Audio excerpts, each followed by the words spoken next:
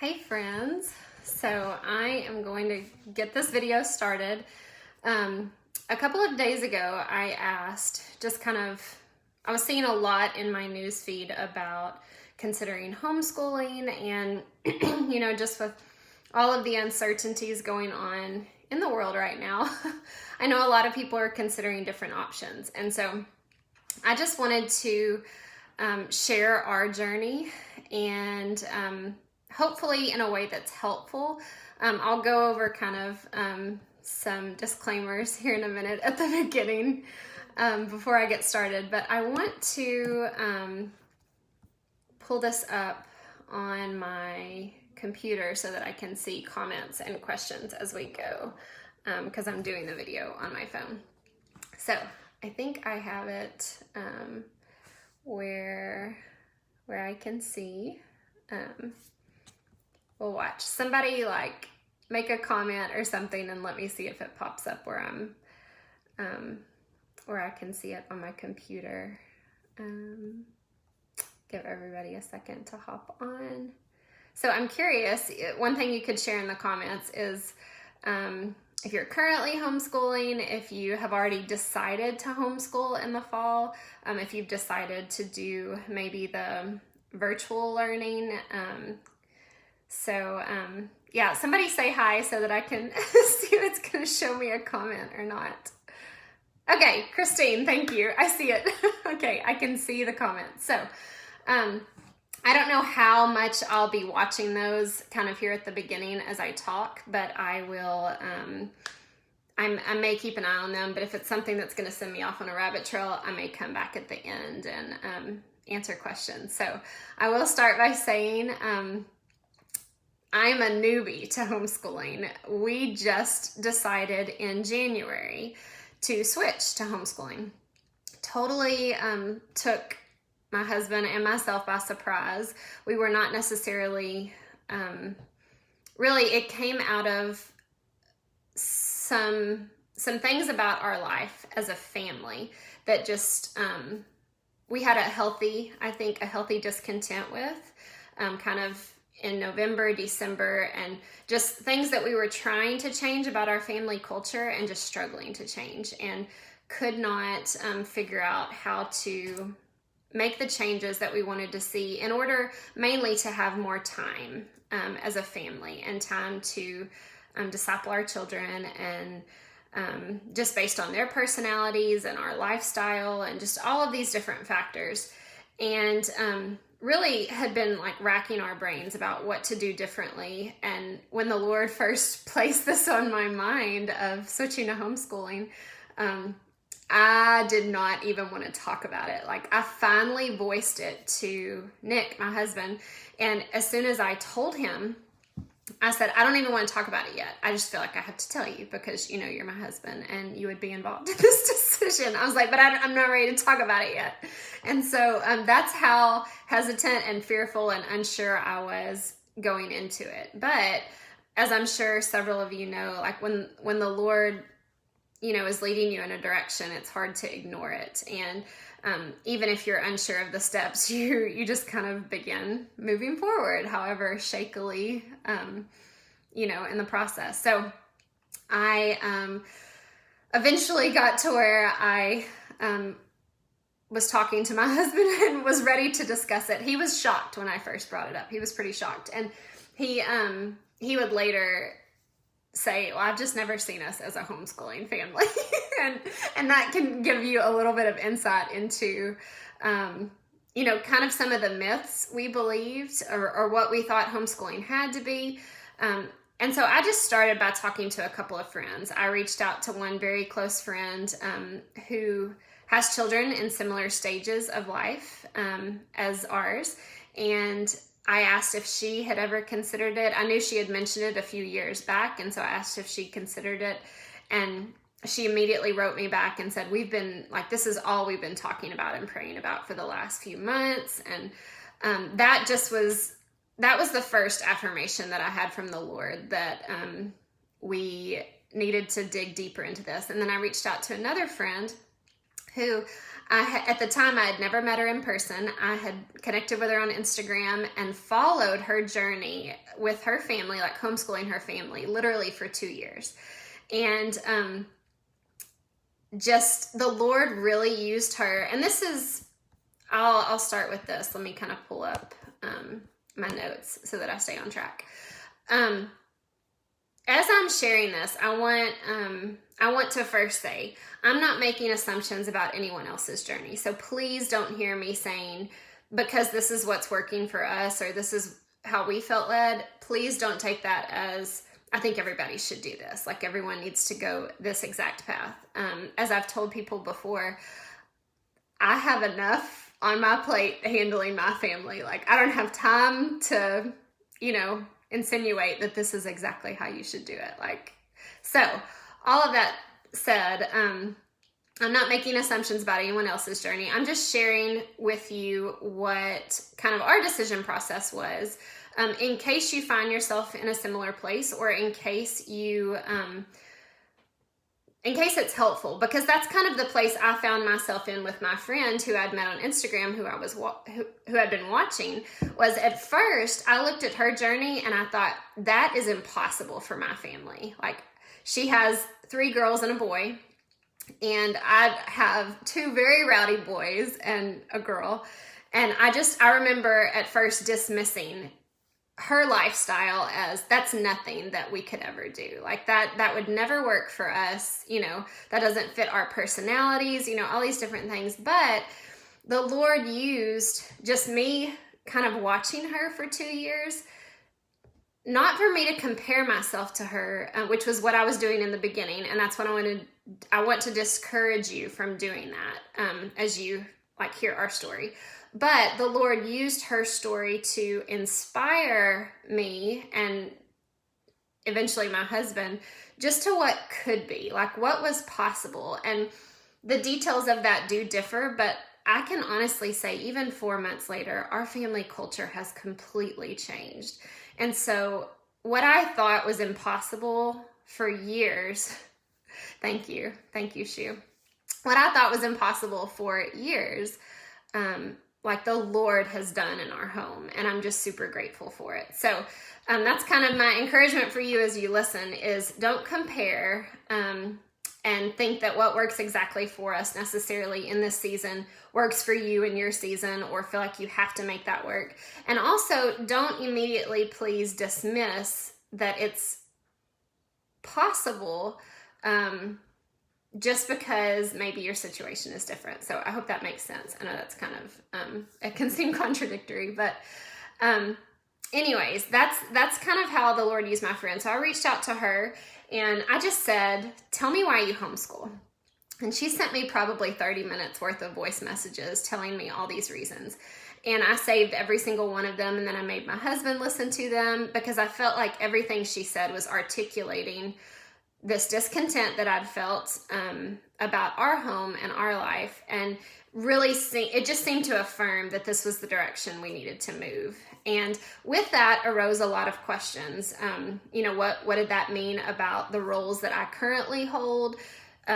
I've got kind of 2 part-time jobs that I focus on as far as hours wise. Like, what does that look like? What does all of this mean?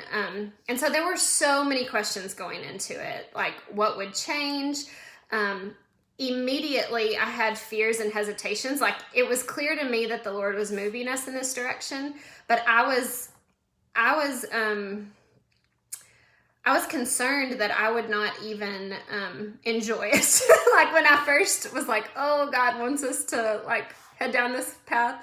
But I don't think I'm a good homeschool mom. I don't, and there's some friction, even there's been some, well, I won't say that. I'll add that in a little bit later. But there were plenty of reasons for me to dismiss this as something I could not do.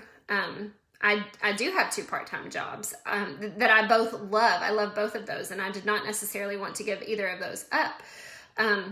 I am not naturally kind and gentle and patient and all of the fruits of the Spirit. You know, I look at some moms and I'm like, why?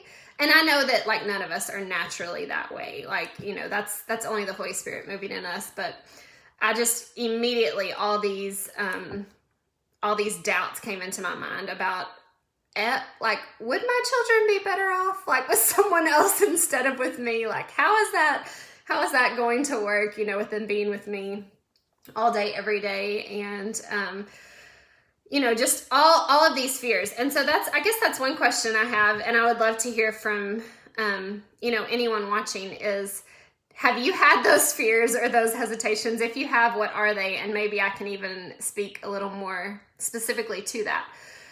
So moving into, okay, well, I feel like the Lord's leading us in this direction. Thank you, Sam. You're encouraging.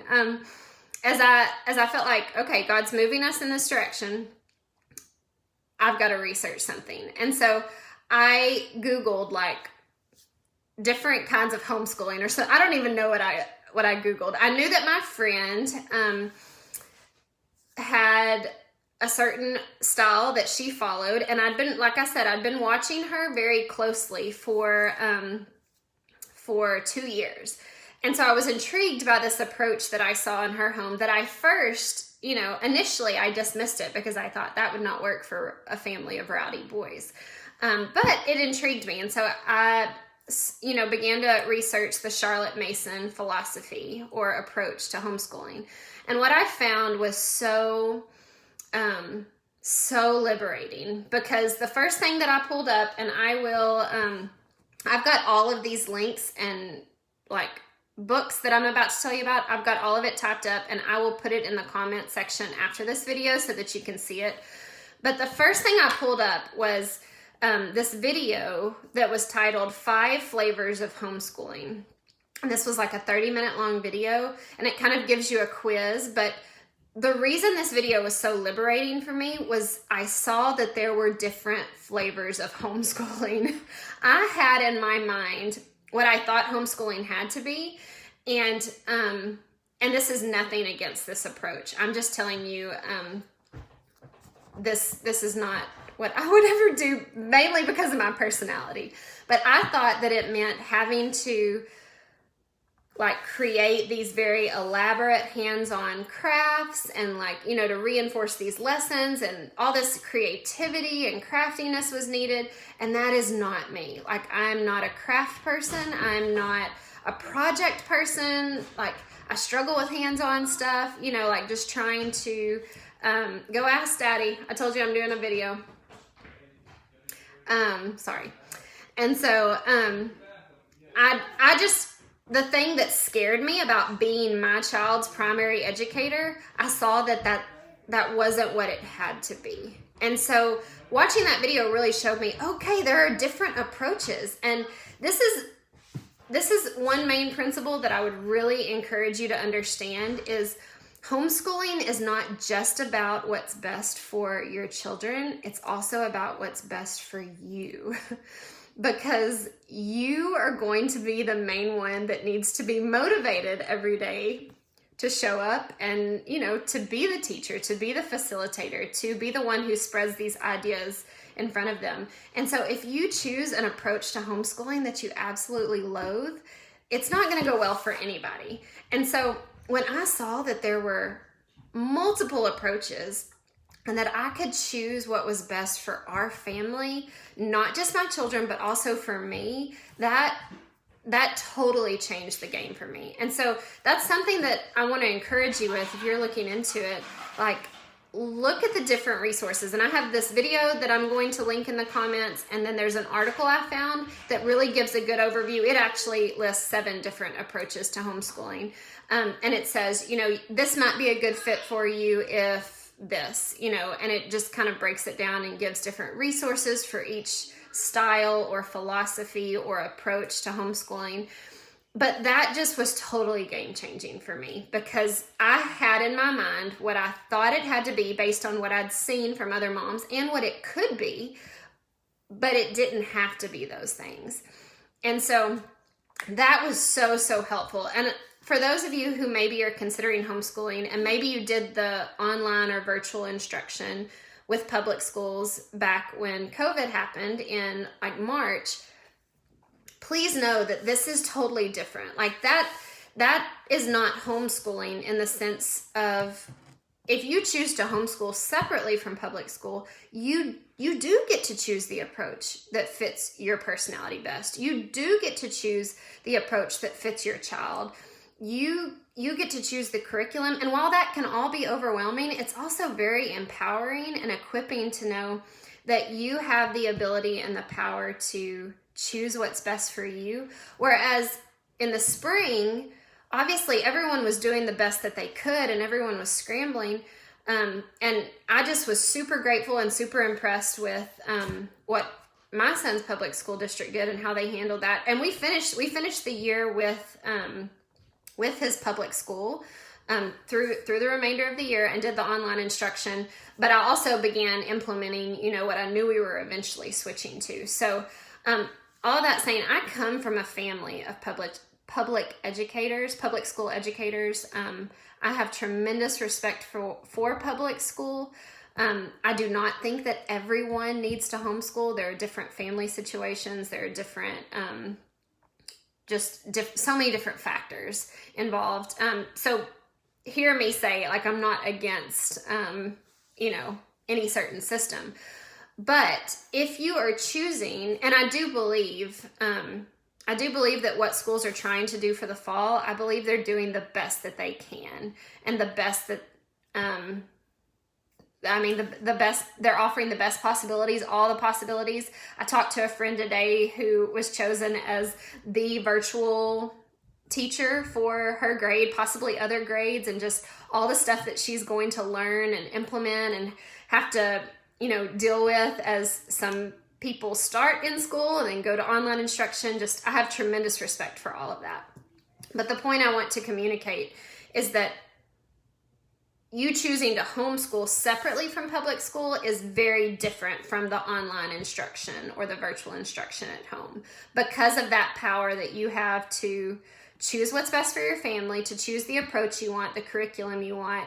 And yes, there are so many out there and there's so much research to be done, but I think that it's worth doing that work and considering, doing the research and figuring out what works for you, if that's the route you want to take. So I think it will be worth it, in the long run, even though the researching can be overwhelming. So I have an article that I'll also link in the comments. One of my favorite, I call them mentors in the homeschooling world. I've chosen kind of a very few that I listen to, because there's all sorts of people and resources and books and curriculum and all the different things out there. And I've kind of narrowed down, okay, here's what our family, is doing. Here's what we're following. And so I've chosen 2 to 3 people that I listen to their podcasts. I read their articles. And the one person that I'll recommend to you, but when you're considering planning a homeschooling year, kind of the guru that is my go-to is Pam Barnhill. And she has a resource called Plan Your Year that I think is very, very helpful. I personally have not purchased it. I saw it and looked through it at a convention back in March. But because of the curriculum I chose, a lot of that work was already done for me. So I wasn't necessarily needing to piece together from multiple curriculums. But her Plan Your Year is very helpful for that. She's the one who, she recently, just this week, sent an email with an article that talks about how, when you're planning and in your research, consider not just your kids, but yourself, and how important it is to do what works best for you as the leader of your homeschool. So I will link that in the comments as well. But my favorite book recommendation, well, I've got a few, but my favorite read for overall perspective about curriculum, like if you're about to embark on trying to figure out which curriculum works for you, and what matters most, is to read Teaching from Rest by Mackenzie. It is a book that I have already opened a second and a third time since I read it back in January. And I plan to reread it every year, maybe a couple of times a year, because it just kind of, one thing that I've heard from a lot of moms who are considering is, I don't know, like, it's all this pressure and all of this weight to find the perfect curriculum, to find what works for your child, all of these different things. And so this book just puts it all into perspective, I think, and says, while we do want to be diligent with choosing what works, and what's the best tools for our family, really, like, kind of her main point in the book is the thing that matters the most is a happy, peaceful parent that's doing like the educating, and how valuable that is. And it's such a good book not to get caught up in the overwhelm of it all. And even if you're not choosing to fully homeschool, but you're doing online instruction, I would encourage you to read it, because there's so much just gold in that book. So it's a great, great, great book. I will also put in the comments section, and I can chat about it now if you want me to go into it, but like if you're wanting to transition now or implement like stuff now into your rhythms, kind of what we did, because we started implementing rhythms, and rhythm is a good word for it. Rhythms into our life in January, even though the boys weren't fully home until mid-March.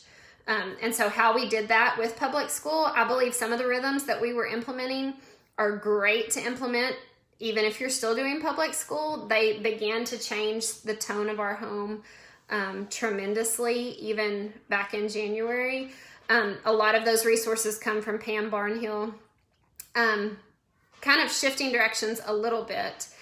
If Charlotte Mason is an approach that you want to look into, which is the approach we've chosen.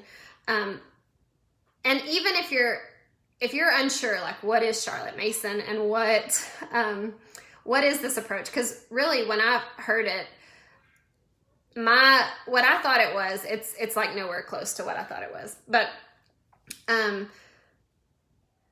there's a couple different things, but reading For the Children's Sake by Susan Schaefer Macaulay is a must read. And I would say, even if you're like, I don't know what direction to go, I don't know what philosophy or, whatnot, I would say start reading that book. Obviously, I'm a fan of Charlotte Mason philosophy. That's what we've chosen. I just think it has some really, really great principles for education. And I've been chatting with my sister through this whole process, who is a public school educator and whom I have tremendous respect for. And she thinks that this is a great philosophy of education. We've chatted about it just a little bit. But anyways, For the Children's Sake by Susan Schaefer Macaulay is an outstanding read. I'm rereading it right now, and it's just, it's one that I definitely recommend. Another one, if you're wanting to kind of continue down the Charlotte Mason research that I have not read but comes recommended from a friend, and it will be my next read, is by Karen Glass, and it's titled In Vital Harmony. One by Karen Glass that I have read is titled Consider This, and it kind of ties Charlotte Mason and the classical educational approach together and explains how they are very intertwined. But my favorite podcasts to listen to are by Sarah Mackenzie, and she's the one who has Read Aloud Revival. Fabulous resources, regardless of what public school, homeschool, any approach. Sarah Mackenzie, who wrote Teaching from Rest, is just like phenomenal. So I definitely recommend her resources, her podcast. Pam Barnhill has a podcast. Cindy Rollins, Simply Charlotte Mason is a podcast that I listened to early on just to learn the Charlotte Mason way. Those are pretty brief podcast episodes. Some are even like 5 to 8 minutes long that just kind of talk through the different tenets of that philosophy. But our curriculum of choice is A Gentle Feast, and I tag them all the time in my post and, have them in there. But I chose it for a few reasons. One, it is almost all inclusive. The only thing we had to get separately from A Gentle Feast is our math curriculum, and we chose Math UC. Really just off of a recommendation from a friend. I did a little bit of research, but not a ton. I heavily rely on friends' recommendations. I won't say that's the only thing I rely on, but if I have a trusted friend who, explains to me why they love something and why they're using it, that weighs very heavily with me. And so at the time when I chose the Charlotte Mason approach and A Gentle Feast for our curriculum, I did not know of anyone in our area or in our church community that was doing either of the, was doing Charlotte Mason or doing A Gentle Feast. And since that time, I think there are 7 of us from our church alone who are using this curriculum. And it's been so neat to just see the Lord put that together. And now we have like a group text where we can kind of talk as we're trying to figure out things. About half of us have already started our school year in July. The rest will start, I think, in August. So that is... My recommendation, and this was helpful to me, was when I went to A Gentle Feast website, there's a free introductory course, a 5-day introductory course that you can sign up for. And you'll get an email, for 5 days in a row with a video that explains the Charlotte Mason philosophy, briefly, and then how A Gentle Feast, plays into that and how they use and follow Charlotte Mason philosophy. So I also, the last thing kind of on my notes to talk about, and then I'll go back and answer questions, is if you have younger children, I have an article that I recommend you read by Sarah Mackenzie. Again, I told you these are like my mentors in homeschooling. But basically she has 6 children, and 3 are older and 3 are younger. And so in this article, she's answering the question, what she learned from the first batch of kids, that she is applying or doing differently with her second batch of babies, basically. And it's just helped me put a lot into perspective about expectations, what matters the most at this younger age. If you know me at all, I am a very driven person. I have high expectations for myself and for my family, especially my children, and would tend to be like a very, not gentle. That's one of the reasons I chose A Gentle Feast. Just very like push, more. Like that's my personality. And, I believe that you can achieve things and you can see success in things. And so, if you're disciplined enough, that's kind of how I have, that's me. And so, I have the tendency, and I knew going into this that I would have that tendency in my homeschool and would be tempted to focus more on the accomplishments or the checked boxes with my children versus what I know really matters and to me and to our family, and that's the relationship and their hearts and, being kingdom focused and them like, and I'll pull up, where is it? I have written down where is it? It's not on my desktop anymore. I'll pull it up. I've written down kind of like our values, I guess, with our homeschool and what we're focused on. And so, let me see if I can say them all. We'll see if I really value them. It'll save time if I can find it real quick.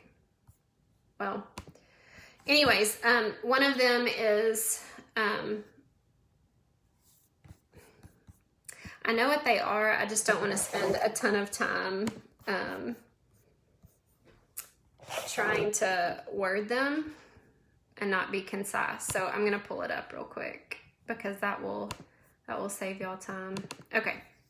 See, that didn't take too long.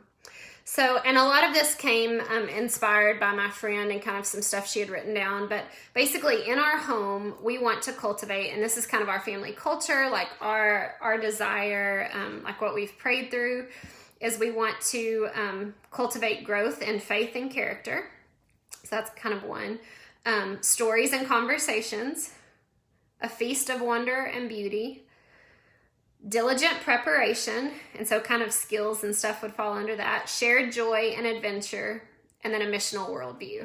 And so I've broken that down even more, like what school subjects fit into each of those six things. And so like stories and conversations means learning through living books. Living book is a term that Charlotte Mason uses.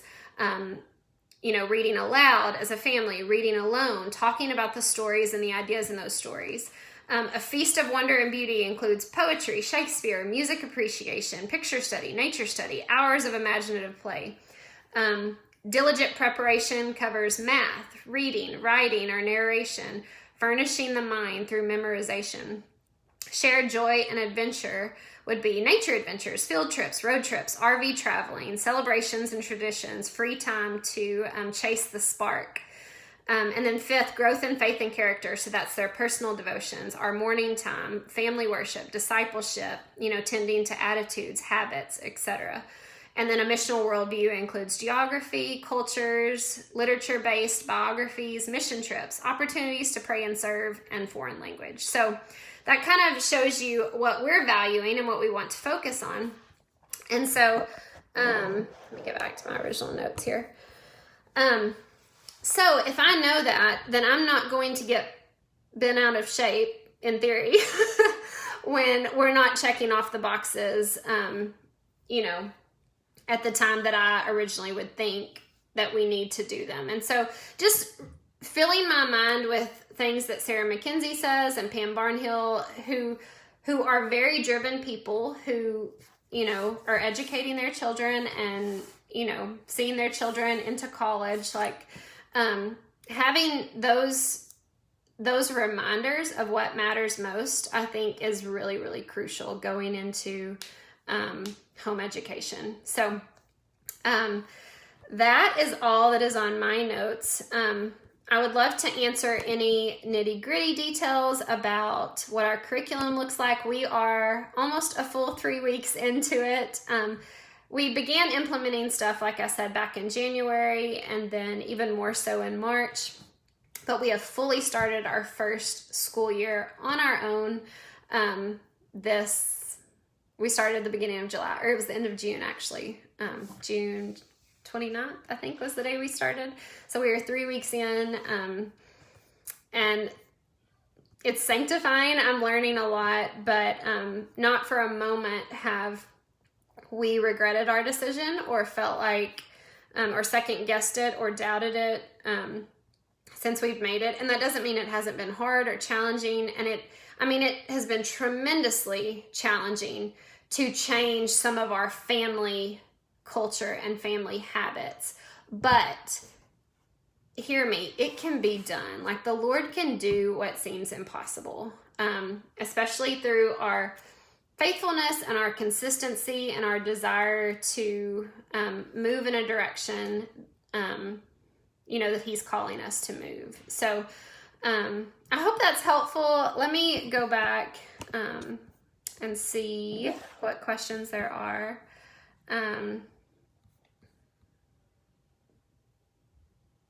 Christine, you asked, how do you ensure your children are mastering content? It probably, I feel like that depends on the subject. Yeah, like with our math curriculum, they teach us in the teacher's guide, like how to kind of gauge the mastering and make sure that a concept is mastered before you move on, because the concepts build on each other. And so I would say it's the training of the curriculum you purchase, as well as our curriculum from A Gentle Feast. It's all in kind of the philosophy of the educational approach I don't give tests. Now, like, we do a spelling test, but I'm not necessarily giving grades or worried about, I guess giving grades. But like with mastering content, like a lot of Charlotte Mason is based on narration. And so one of the ways that I can tell how much of the content, like when we're reading, like we have a literature book that we're reading for history. And so at the end of each page of our reading, I ask my son to narrate back and to tell me back what he heard. And there's a lot that I could go. I'm not going to try to explain kind of the concept of narration and how it builds into composition and just all of these different things. But that's a lot.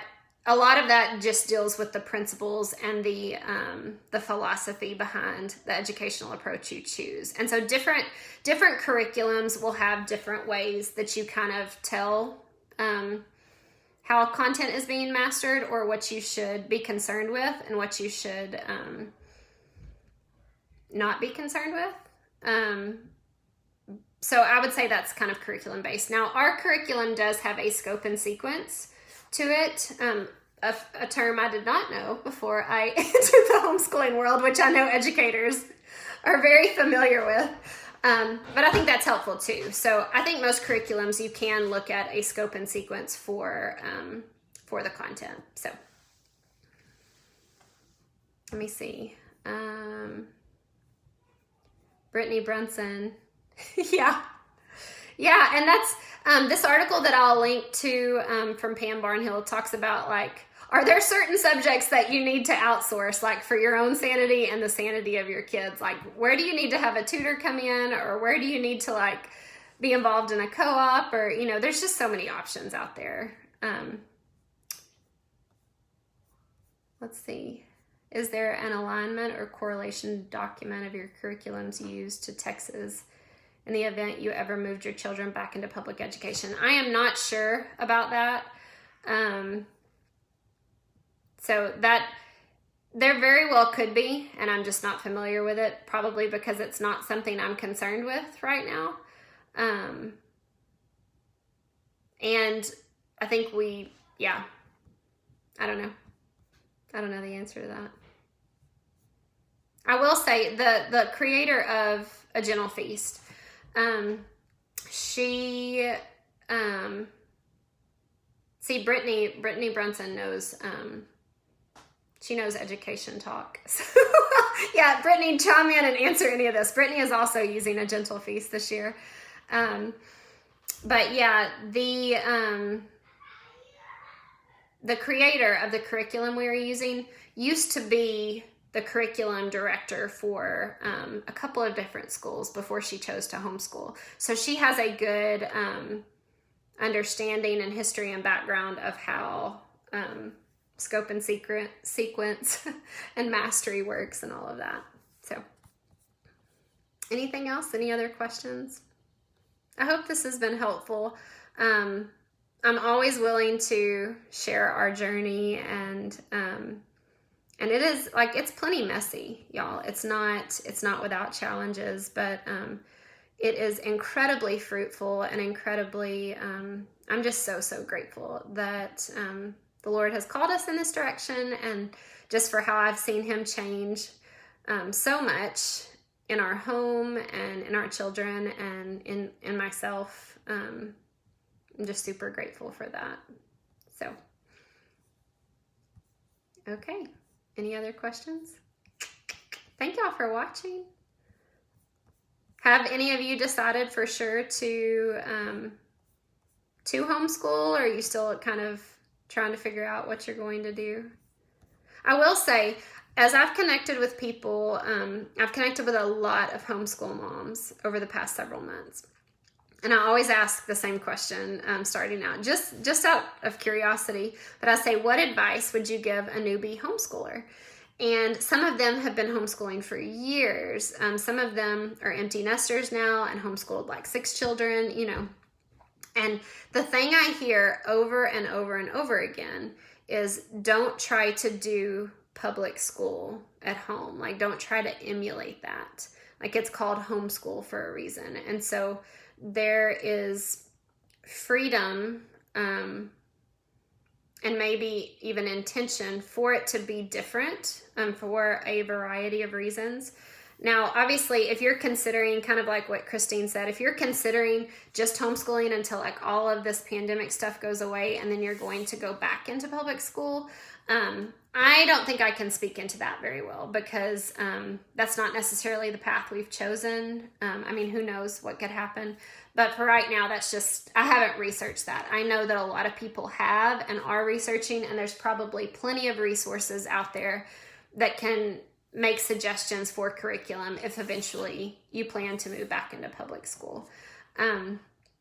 So I don't feel like I'm a really good, really good to speak into that. But I was saying something with that. I don't remember.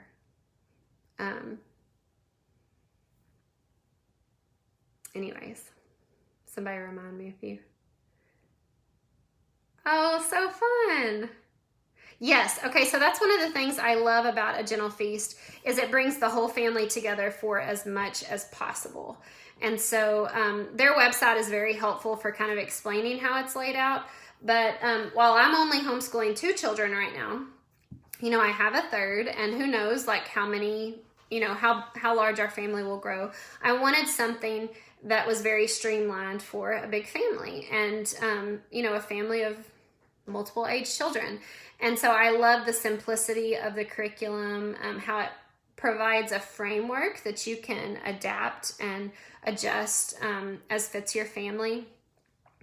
So that's one of the things I really love about it. So especially if you have multiple children, I think it can be a really great tool. So any other thoughts, questions?